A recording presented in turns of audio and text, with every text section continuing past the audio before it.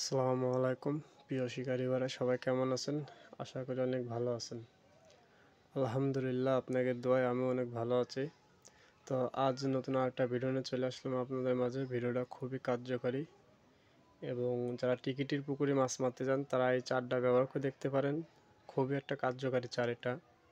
বিশেষ করে রুই, মৃগে, জাপানি এই তিনটা মাছ মনে করুন যে আপনার এই পটিতে যাবে না এই চারটা ব্যবহার করলে।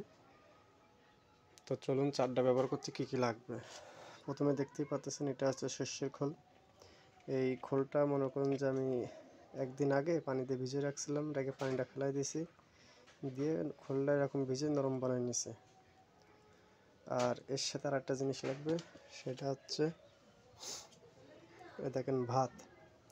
এই ভাতটা পানিতে ভিজিয়ে নেবেন একদিন আগে, নেওয়ার পরে এই ভাত যতটুকু পরিমাণে খোল দেবেন ততটুকু পরিমাণে ভাত নিয়ে নেবেন। এর সাথে আমি যে পরিমাণে দিছি সেই পরিমাণে আমি নিয়ে নিচ্ছি।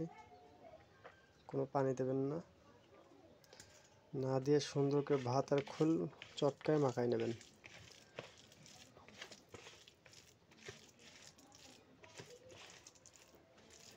দেখতেই পাচ্ছেন আমি ভাত আর খোল খুব সুন্দরভাবে মাখায় নিচ্ছি।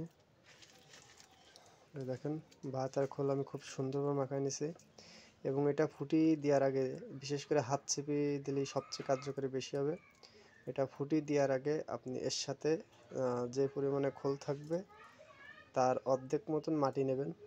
মাটি নিয়ে মাটি সুন্দর করে মাখায় এটা আপনি এরকম ছোট ছোট করে, দেখা যাচ্ছে 5টা 6টা দলা আপনি ফেলতে পারেন। ইনশাল্লাহ এতে খুবই ভালো রেজাল্ট পাবেন এবং এতে মাছও খুব ভালো আসবে। এবং এর সাথে আদার হিসেবে গাঁথতে পারেন নাইলশেড ডিম এবং ডিম আর রুটি, এই দুইটা দিতে পারেন। আশা করি খুবই কার্যকারী কাজ হবে। আর আমাদের ভিডিওটা ভালো লাগলে চ্যানেলটা সাবস্ক্রাইব করবেন, করে আমাদের পাশেই থাকবেন যাতে সবার আগে নতুন ভিডিওগুলো আপনারা দেখতে পান। আজকের ভিডিও এই পর্যন্তই। আল্লাহ হাফেজ, সবাই ভালো থাকবেন।